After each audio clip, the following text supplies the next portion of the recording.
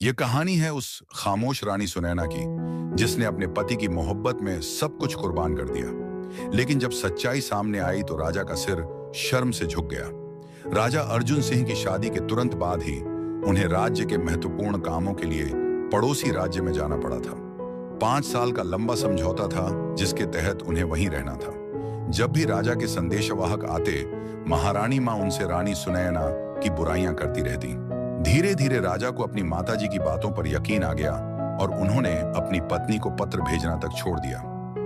फिर 5 साल बाद जब राजा अर्जुन सिंह वापस लौटे तो यह देखकर हैरान रह गए कि रानी सुनैना तो सूखकर कांटा हो चुकी थी।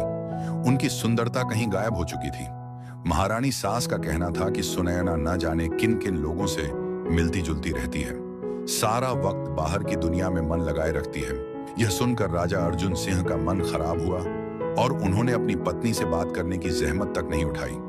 उन्होंने अपनी मां की बातों को सच मानकर रानी सुनैना से दूरी बनाए रखी। फिर दशहरे का पावन पर्व आया। पूजा पाठ के बाद राजा अपनी पत्नी से मिलने के लिए महल के अंदरूनी कक्ष में पहुंचे, लेकिन वहां जाकर उनकी आंखें फटी की फटी रह गईं। राजा अर्जुन एक छोटे से राज्य के राजा थे। उनके पास ज्यादा धन नहीं था, लेकिन वे सभी खुश थे। राजा अर्जुन की शादी की उम्र हो चली थी तो महारानी मां ने उनके सामने 2 राजकुमारियों के चित्र रखे थे। उन्हें यह अधिकार दिया था कि वे इन दोनों में से जिसे चाहें अपनी जीवन संगिनी के रूप में चुन लें। राजा ने दोनों चित्र देखे। एक बहुत गोरी चिट्टी खूबसूरत राजकुमारी की थी जो किसी बड़े राज्य की थी, जबकि दूसरी सांवली लेकिन अत्यंत आकर्षक थी। उसके चेहरे पर बड़ी मासूमियत थी। राजा ने दूसरी तस्वीर उठाई और अपनी माताजी से पूछा, यह राजकुमारी कौन है? महारानी मां हैरान रह गईं। बोली, तुमने गोरी चिट्टी राजकुमारी को छोड़कर इसका चयन क्यों किया है? राजा अर्जुन सिंह कहने लगे, माताजी, ये बहुत मासूम लगती है। महल में आएगी तो सबके साथ घुल मिल जाएगी। मैं मां और पत्नी के बीच की लड़ाई में नहीं फंसना चाहता। ये सुनकर महारानी मुस्कुराई और बोली, हाँ पुत्र, तुमने बिल्कुल सही कहा। यह अनाथ राजकुमारी है। इसके आगे पीछे कोई नहीं है। मामा के महल में रहती है। वे बस कर्तव्य के रूप में इसकी शादी करना चाहते हैं। अगर तुम्हें यह पसंद है तो मैं इसी के रिश्ते की बात कर देती हूँ। मुझे तो गोरी वाली राजकुमारी पसंद थी, लेकिन तुम्हारी बात सही है कि वह आएगी तो हमें ही नखरे दिखाएगी। यह सीधी सादी लगती है। जब राजा की बहनों को पता चला कि उन्होंने सांवली राजकुमारी का चुनाव किया है तो पहले तो वे हैरान हुई, फिर उन्हें भी खुशी हुई कि भाई ने एक सरल और मासूम राजकुमारी को रानी बनाने की बात की है। फिर महारानी मां और राजकुमारियों ने रिश्ता लेकर जाकर तुरंत ही सुनैना से विवाह का प्रस्ताव तय कर दिया। राजकुमारी सुनैना के भाग्य बहुत अच्छे थे। यहां रिश्ता तय हुआ। वहीं राजा अर्जुन सिंह को पड़ोसी राज्य से महत्वपूर्ण कार्य के लिए बुलावा आ गया जो सालों से लटका हुआ था। दरअसल राजा कई सालों से राज्य विस्तार के काम में लगे हुए थे, लेकिन हर बार कुछ न कुछ समस्या आ जाती थी। अब रिश्ता होते ही उन्हें यह अवसर मिल गया और पड़ोसी राज्य में उनकी बड़ी महत्वपूर्ण जिम्मेदारी तय हो गई। यह समाचार जब राजकुमारी सुनैना के मामा को मिला तो वे भी प्रसन्न हुए। अब राजा को जल्दी जाना था, इसलिए महारानी मां ने विवाह के लिए जोर डाला और सादगी से ही सुनैना को राजा अर्जुन सिंह की रानी बनाकर विवाह संपन्न करवा दिया। विवाह की पहली रात ही राजा अर्जुन सिंह ने रानी सुनैना को देखा था और उन्हें देखकर वे हैरान रह गए थे। वह वाकई सांवली लेकिन अत्यंत सुंदर थी। उसे देखकर राजा को इस बात पर यकीन आ गया था कि गोरे रंग से कहीं अधिक सांवला रंग खूबसूरत होता है। सुनैना न केवल खूबसूरत थी बल्कि उसकी बातों में बड़ी मिठास थी।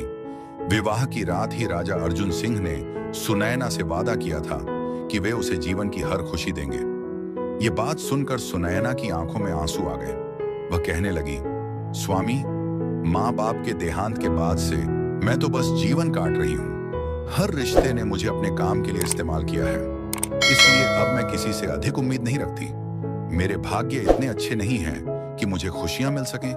मेरे जीवन में बस परीक्षाएं ही लिखी हैं। सुनैना की बात सुनकर राजा ने उससे वादा किया कि वह उसे किसी प्रकार की कोई तकलीफ नहीं होने देंगे। राजा के स्वर में इतनी सच्चाई थी कि सुनैना को विश्वास हो गया, वरना वह तो अच्छे जीवन की उम्मीद ही खो बैठी थी। मामा के महल में भी उसने दासी जैसा जीवन गुजारा था और ससुराल आते समय भी उसे कुछ ऐसा ही अनुमान था। कोई भी एक अनाथ राजकुमारी को बिना दहेज के ऐसे ही तो विदा नहीं कराता। मगर राजा की बातों ने सुनैना को यह विश्वास दिला दिया था कि दुनिया में अभी भी कुछ अच्छे लोग मौजूद हैं। उसने राजा के हाथों को पकड़कर चूमा और अपनी आंखों से लगाकर अपने प्रेम का इजहार कर दिया। बस फिर क्या था, राजा अर्जुन सिंह के लिए जीवन स्वर्ग बन गया। विवाह की पहली रात बहुत ही सुंदर गुजरी और उसके बाद के कुछ दिन दोनों ने एक दूसरे की संगति में अत्यंत सुखद रूप में गुजारे। सुनैना राजा अर्जुन सिंह के साथ बेहद प्रसन्न थी और दिल की हर वह बात जो वर्षों से किसी से न कही थी, वह राजा से कहने लगी। धाई राजा भी उसकी हर बात अत्यंत ध्यान से सुनते। सुनैना अत्यंत समझदार और शिष्ट राजकुमारी थी, हमेशा सम्मान से पेश आती, पति के सामने सिर झुकाकर रखती। बहुत तेजी से 20 दिन गुजर गए और राजा अर्जुन सिंह के जाने का समय आ पहुंचा। जिस काम का वे वर्षों से इंतजार कर रहे थे, अब उसी पर उनका मन नहीं लग रहा था। सुनैना का हाथ थामकर वे इस कदर प्रसन्न थे कि उसे छोड़कर जाना नहीं चाहते थे। मगर राजा के साथ साथ उनके राज्य और परिवार का भविष्य भी जुड़ा हुआ था। 2 बहनों का विवाह करना था, एक भाई को स्थापित करना था और फिर राज्य का विस्तार भी करना था। राजा चाहते थे कि जैसे उन्होंने अपना जीवन कष्ट में गुजारा, वैसे उनकी संतान को न गुजारना पड़े।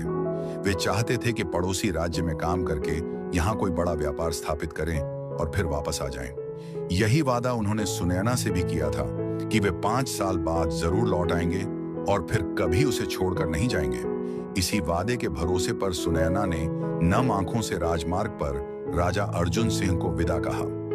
राजा अर्जुन सिंह को पड़ोसी राज्य पहुंचे 1 सप्ताह हो चुका था, मगर वे अभी तक संदेश नहीं भिजवा पाए थे, बस अपनी सुरक्षा की जानकारी भेजी थी। 1 सप्ताह बाद जब वे पूरी तरह से व्यवस्थित हो गए और काम भी शुरू हो गया, तो उन्होंने घर संदेश भिजवाया। वे सोच रहे थे कि आज घंटों सुनैना के पत्र लिखेंगे, उसे बताएंगे कि उसके बिना वे कितना अकेला महसूस कर रहे हैं, अपने प्रेम का इजहार करेंगे। मगर दूसरी तरफ से महारानी मां के रोने का संदेश मिला।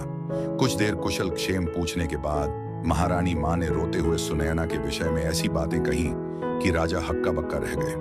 महारानी मां कहने लगी, तुम्हारे जाते ही तुम्हारी पत्नी के पंख निकल आए हैं। सारा दिन महल में इधर उधर घूमती रहती है, हम लोगों को बातें सुनाती है, तुम्हारी कुंवारी बहनों से सारा काम करवाती है और फिर हमसे यही कहती है कि हम उसके स्वामी की कमाई खाते हैं। बेटा, तू हम पर दया कर और मेरे नाम धन न भेज, बल्कि सुनैना के नाम खजाना भिजवाया कर। तुम्हारी बहनों के खर्चे के पैसे मैं उससे मांग लिया करूंगी। मेरा तो कोई खर्च ही नहीं है, गृहस्थी भी तुम्हारी पत्नी के हवाले कर दी है। मैं तो बस अपने कमरे में बंद होकर रह गई हूँ, बस पूजा पाठ में बैठकर तुम्हारे लिए प्रार्थना करती रहती हूँ। यह महल तो अब रानी का है, क्योंकि तुम कमाते हो, इसलिए हम सब तुम्हारी पत्नी के गुलाम हो गए हैं। महारानी मां ने अपने आंसू पोंछते हुए राजा अर्जुन सिंह को ऐसी बातें कह दी जिन्हें सुनकर राजा का खून खौल गया। वे कहने लगे, माताजी, आप ही महल की बड़ी हैं, सारा खर्च मैं आप ही को भेजा करूंगा। जैसे आप उचित समझें वैसे खर्च करें। महल की तमाम जिम्मेदारियां भी सुनैना को न दें। वह अभी कम उम्र और अनजान है, गृहस्थी से परिचित नहीं है। अगर आप महल संभालेंगी तो मुझे कोई चिंता नहीं होगी। आप मेरी मेहनत की कमाई की कदर करेंगे और यह भी मुझे गवारा नहीं कि मेरी बहनों को अपने खर्चे के लिए अपनी भाभी के सामने हाथ फैलाना पड़े, इसलिए धन सिर्फ आपके नाम ही भेजूंगा। राजा गुस्से में कहने लगे, लगता है सुनैना का दिमाग खराब हो गया है। वह ऐसी तो बिल्कुल नहीं थी। महारानी मां बोली, हाँ पुत्र, हमें भी नहीं लगता था कि तुम्हारे जाने के बाद वह ऐसे रंग दिखाएगी, मगर अब वह ऐसी ही हो गई है, बड़ी शेरनी बनी फिरती है। अपनी मां का संदेश पाकर राजा अर्जुन सिंह ने सुनैना को संदेश लिखा। उसमें राजा अर्जुन सिंह ने सुनैना से सख्ती से लिखा कि वह उनकी माता का ख्याल रखे और घर वालों से अपना व्यवहार ठीक करे। यह भी कि उनकी बहनें अभी पढ़ाई कर रही हैं, उनसे महल का कोई काम न करवाए। तमाम गृहस्थी की जिम्मेदारियां सुनैना खुद उठाए और बहनों को आराम से पढ़ने दे। दूसरी तरफ सुनैना थी जो राजा अर्जुन सिंह की प्रेम भरी किसी बात की प्रतीक्षा कर रही थी और यह सब पढ़कर हैरान रह गई। उसे बिल्कुल पता नहीं था कि उसकी सास ने राजा से क्या क्या कहा है। राजा के कठोर स्वर और कड़वी बातों ने सुनैना का दिल तोड़ दिया था। उसने मौनता अपना ली थी। उसे समझ आ गई थी कि एक बार फिर उसने गलत उम्मीदें बांध ली थी, इसलिए हमेशा की तरह उसने धैर्य का घूंट भरा और राजा से कोई शिकायत नहीं की। उसके बाद ऐसा ही होने लगा। जब भी राजा संदेश भिजवाते, महारानी मां हर संदेश में सुनैना की बुराई ही करती, इतना कुछ उसके विरुद्ध कह चुकी होती कि राजा का व्यवहार सुनैना के साथ कठोर हो जाता। फिर पूरे 3 महीने बाद राजा अर्जुन सिंह की मां ने उन्हें बताया कि वे पिता बनने वाले हैं। उन्होंने संदेश में लिखा, वैसे भी तुम्हारी पत्नी कहाँ ये बच्चा पैदा करना चाहती है। हर समय उल्टी सीधी हरकतें करती है ताकि किसी तरह बच्चा गिर जाए। अब जब 3 महीने हो गए हैं तो मैं तुम्हें यह खुशखबरी बता रही हूँ। संतान की खबर पढ़कर राजा अर्जुन सिंह खुशी से पागल हो गए थे, लेकिन साथ ही यह बात उन्हें हैरान कर रही थी कि सुनयना मां नहीं बनना चाहती। उन्होंने सुनयना को संदेश लिखा, फिर सुनयना से प्रेम से बातचीत शुरू की। पहली बार उन दोनों के बीच कुछ अच्छी बात हुई थी। राजा ने लिखा था कि संतान की खबर सुनकर वे कितना प्रसन्न हुए हैं, लेकिन उत्तर में सुनयना ने सिर्फ हाँ लिखा और कुछ नहीं। सुनयना के इस व्यवहार पर राजा चौंक उठे। उन्हें अपनी माता की बात पर यकीन आ गया कि वाकई सुनयना को बच्चे से कोई लगाव नहीं है। फिर महारानी मां ने दोबारा संदेश भिजवाया और कहने लगी, तुम्हारी पत्नी अपना ख्याल नहीं रखती, सारा समय गलत चीजें खाती है। मैं जो धन देती हूँ वह सब अपने ऊपर ही लुटा देती है। मैंने 10 बार कहा है कि ऐसी चीजें न खाओ जिनसे बच्चे को हानि पहुंचे, लेकिन तुम्हारी पत्नी को बात समझ नहीं आती। तुम ही इसे समझाओ। और फिर अगली बार जब राजा ने सुनैना को दोबारा संदेश लिखा तो राजा का व्यवहार फिर कठोर हो गया। अपनी संतान की खातिर वे सुनैना से सख्ती से बात करने लगे और कहने लगे कि वह कोई बाहर की चीज न खाए, बल्कि जो माताजी दें वही खाए। साथ ही उसे सख्ती से कह दिया कि इस बच्चे को कुछ नहीं होना चाहिए। सुनैना तो यह सब सुनकर कुछ कह ही नहीं सकी। वह राजा को बता नहीं सकी कि उसके जीवन का दायरा कितना संकुचित हो चुका है। फिर ऐसे ही महीने पर महीने गुजरते चले गए और पूरे 10 महीने बाद राजा अर्जुन सिंह को पिता बनने की खुशखबरी मिली। उनके विवाह को भी 10 महीने ही हुए थे और वे एक राजकुमार के पिता बन गए थे। यह खबर ऐसी थी कि उनका दिल वापस आने को कर रहा था, लेकिन उनका 5 साल का समझौता था। उससे पहले वापसी संभव नहीं थी। सुनैना से तो उनकी अब भी बहुत कम बात होती थी। वे बस अपने राजकुमार के लिए तड़पने लगे थे। सुनैना के लिए उनकी भावनाएं बदल गई थीं। शायद इसकी एक वजह उनकी माता की वे बातें थीं जो वे सुनैना के बारे में बताया करती थीं। 5 साल में राजा अर्जुन सिंह ने काफी सारा धन अपनी माता को भेज दिया था, लेकिन जब उन्होंने अपनी वापसी की बात की और माताजी से कहा कि जो भी धन आपने जमा किया है मैं आकर उससे व्यापार शुरू करूंगा, तो महारानी मां रोने लगी, कहने लगी, वह सब तो तुम्हारे बच्चे के जन्म और तुम्हारी पत्नी के खर्चों में उड़ गया है। यह सुनकर राजा अर्जुन सिंह का दिल परेशान हो गया। उन्होंने तो सुनैना से 5 साल का ही वादा किया था और जितने सोने चांदी के सिक्के उन्होंने भेजे थे उनसे तो अब तक एक बड़ा व्यापार शुरू हो सकता था, लेकिन न जाने माताजी ने कैसे खर्चे किए थे कि कुछ बचा ही नहीं था। माताजी तो हर महीने यही कहती थी, सुनैना के वस्त्र आ गए, उसके आभूषण आ गए, उसका सौंदर्य प्रसाधन आ गया और सारा धन समाप्त हो गया। और राजा आंखें बंद करके माताजी की हर बात पर यकीन कर लिया करते थे। अब भी उन्हें यही लग रहा था कि सुनैना की वजह से धन जमा नहीं हो सका, क्योंकि उनकी माता तो हमेशा से बचत करने वाली महारानी थी। उन्हें सुनैना पर भयंकर गुस्सा आ रहा था। फिर उन्होंने वापस आने का फैसला किया। महल पहुंचकर राजा अपनी माताजी को देखकर बहुत प्रसन्न हुए। उनके सीने से लगकर रोने लगे। सामने ही उनका 4 साल का राजकुमार खेल रहा था, जिसे देखकर राजा अर्जुन सिंह के लिए खुद पर काबू पाना मुश्किल हो गया। दौड़कर राजकुमार को गोद में उठाया, उसे चूमा। राजकुमार जो पहली बार अपने पिता का स्नेह महसूस कर रहा था। जब राजकुमार को प्यार करके उन्होंने वापस छोड़ा तो उनकी नजर पीछे खड़ी सुनैना पर पड़ी, जिसकी आंखों में आंसू थे और वह बड़े प्रेम से पिता पुत्र के इस दृश्य को देख रही थी। 5 साल बाद पत्नी को देखकर राजा अर्जुन सिंह का दिल नरम पड़ गया था। वे सुनैना के पास गए और उसे प्रणाम किया तो सुनैना ने बस उनके प्रणाम का उत्तर दिया। सुनैना की हालत देखकर वे चौंक गए। उसकी आंखों के नीचे गहरे काले निशान थे। वह सूखकर कांटा हो चुकी थी और चेहरे पर सदियों की थकान थी। राजा की नजर सुनैना के वस्त्रों पर पड़ी तो वे बिल्कुल हैरान हो उठे, क्योंकि सुनैना ने बहुत पुराना फटा पुराना वस्त्र पहन रखा था, जिसमें कहीं कहीं हाथ से सिलाई भी की गई थी। वह किसी भिखारिन की तरह लग रही थी। और यही सब बातें राजा अर्जुन सिंह को हैरान कर रही थीं कि हर महीने जो अपने ऊपर हजारों स्वर्ण मुद्राएं खर्च करवाती थीं, वह मेरे आने पर इतनी बदहाल क्यों है। इससे पहले कि राजा सुनैना से कुछ और पूछते, माताजी ने उनका हाथ पकड़ा और उन्हें खींचकर अपने कमरे में ले गई। कहने लगी, तुमसे बहुत सारी बातें करनी है। 5 साल तुम्हारे बिना बहुत मुश्किल से गुजारे हैं। राजा जो सुनैना के साथ कुछ समय गुजारना चाहते थे, माताजी के कहने पर उनके साथ चले गए। जबकि सुनयना नम आंखों से अपने स्वामी को देखती रह गई और फिर वह रसोई की तरफ चली गई, क्योंकि आज उनकी बड़ी विवाहिता बहन परिवार सहित महल आ रही थी।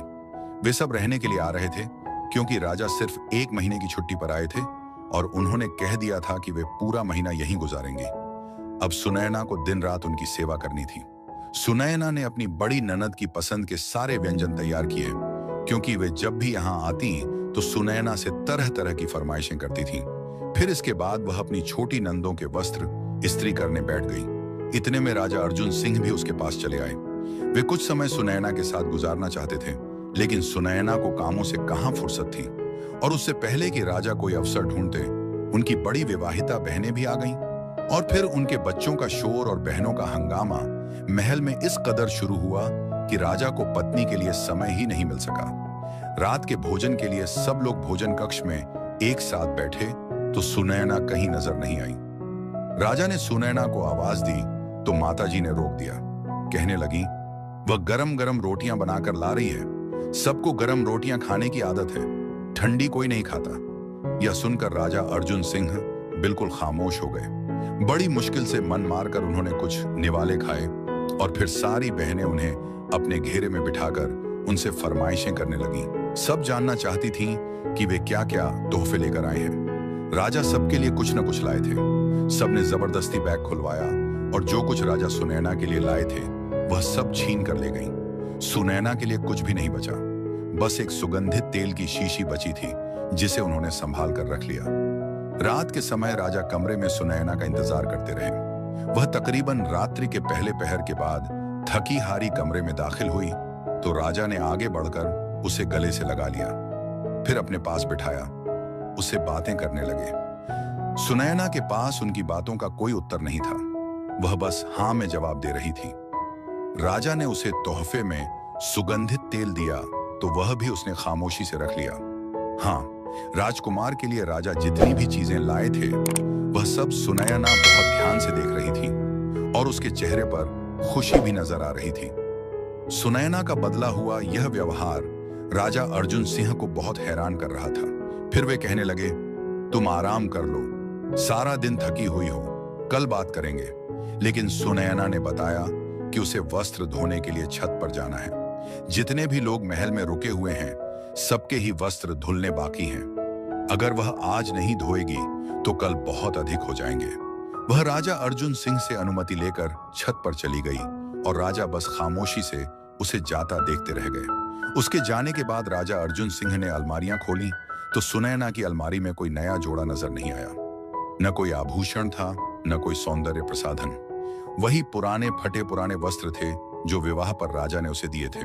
उन्हें समझ नहीं आ रहा था कि माताजी ने जो कुछ बताया था वह नजर क्यों नहीं आ रहा। वे बहुत अधिक थके हुए थे, इसलिए लेटते ही कुछ देर में नींद आ गई। अगले दिन फिर बहनों ने उन्हें घेर लिया। तरह तरह की फरमाइशें होने लगी। कोई भ्रमण पर जाना चाहती थी तो कोई खरीदारी की बात कर रही थी। सुनैना रसोई में थी। राजा की नजर बार बार रसोई के द्वार की तरफ जाकर लौट आती। सुनैना अंदर ही व्यस्त थी। बातें करते हुए भी राजा अपनी बहनों की तरफ देख रहे थे और फिर उन्होंने एक बात महसूस की कि उनकी तीनों बड़ी बहनों ने सोने का काफी सारा आभूषण पहन रखा था, जबकि उनके पति साधारण से काम करते थे। उनके हालात इतने अच्छे नहीं थे कि इतना भरपूर आभूषण पहन सके। यह देखकर बहनें कहने लगी, यह सब माताजी ने बनवाया है।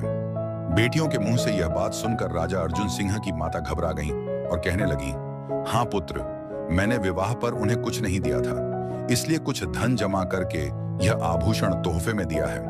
राजा खामोश हो गए। हर बात उन्हें हैरान कर रही थी और बहुत कुछ अब उन्हें समझ भी आ रहा था। कोई इतना अंधा तो नहीं हो सकता कि आंखों देखा सच न जान पाए। बस उन्होंने किसी से कुछ पूछा नहीं था। फिर 2 दिन बाद उनकी वह छोटी बहन, जिसका विवाह राजा अर्जुन सिंह के परदेश जाने के बाद हुआ था, उन्हें किसी काम से अपने घर ले गई। उसे कुछ जरूरी सामान लेना था क्योंकि वह भी 1 महीने के लिए आई हुई थी।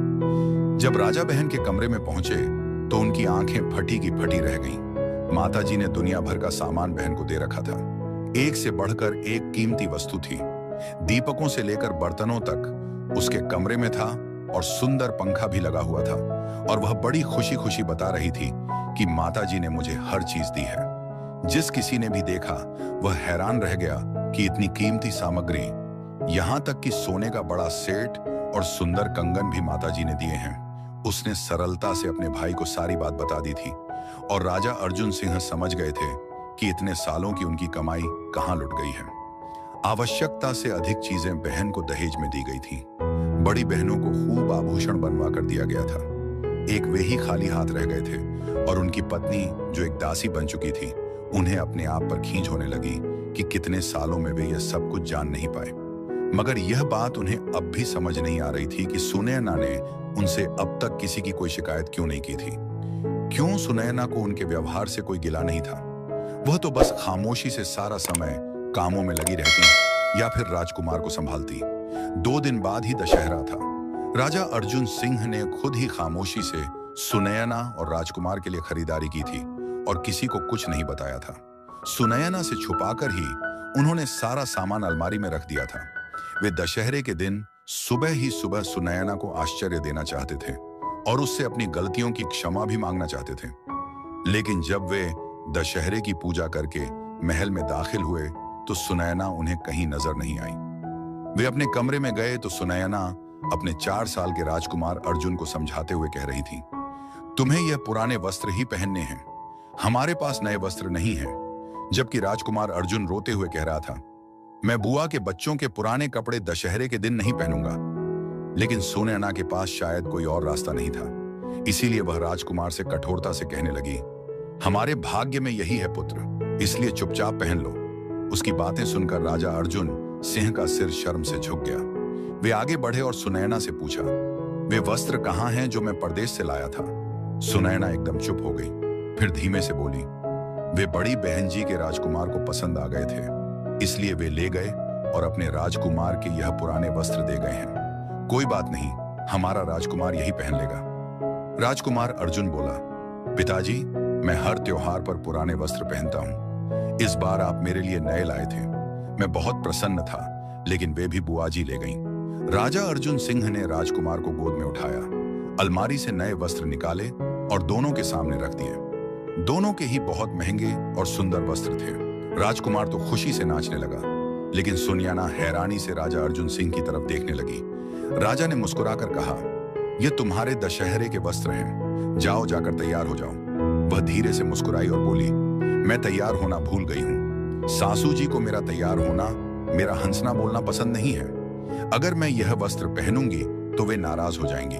दशहरे का दिन है, सब अतिथि आ रहे हैं, मुझे रसोई संभालनी है। फिर आपकी बहनें भी यही हैं, उनकी भी बहुत सी फरमाइशें होती हैं। ये नए वस्त्र खराब हो जाएंगे, आप इन्हें वापस करा दीजिए। सुनैना ने बड़ी सादगी से वे वस्त्र वापस लपेट दिए थे।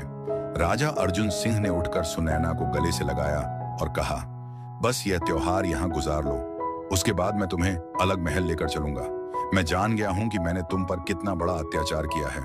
हो सके तो मुझे क्षमा कर दो। मैं दूसरों की बातों में आकर अंधा हो गया था। अब मैं यही काम करूंगा और तुम्हारे साथ ही रहूंगा। सुनैना राजा अर्जुन सिंह की बातें सुनकर रोते हुए बोली, सारी दुनिया की तरह आपने भी मेरा मान तोड़ दिया था, इसलिए मैंने आपसे कभी कोई शिकायत नहीं की। मैं अब भी कोई गिला नहीं कर रही। मैंने अपनी किस्मत का लिखा समझकर हालात को स्वीकार कर लिया है। लेकिन राजा अर्जुन सिंह ने दशहरे के तुरंत बाद ही एक अलग महल का इंतजाम किया और सुनैना को लेकर अलग हो गए। वे जान चुके थे कि उनकी अनुपस्थिति में उनकी पत्नी के साथ उनके अपनों ने कैसा अत्याचार किया है। वे सिर्फ पुत्र होने का कर्तव्य निभा पाए थे, पति होने का नहीं। इसीलिए उन्होंने निर्णय लिया कि अब वे यहीं अपनी पत्नी और राजकुमार के साथ रहेंगे। यह कहानी हमें सिखाती है कि हमें कभी भी दूसरों की बातों में आकर अपने प्रियजनों पर अविश्वास नहीं करना चाहिए। सच्चाई जानने का प्रयास करना चाहिए और अपने फैसलों को सोच समझ कर लेना चाहिए।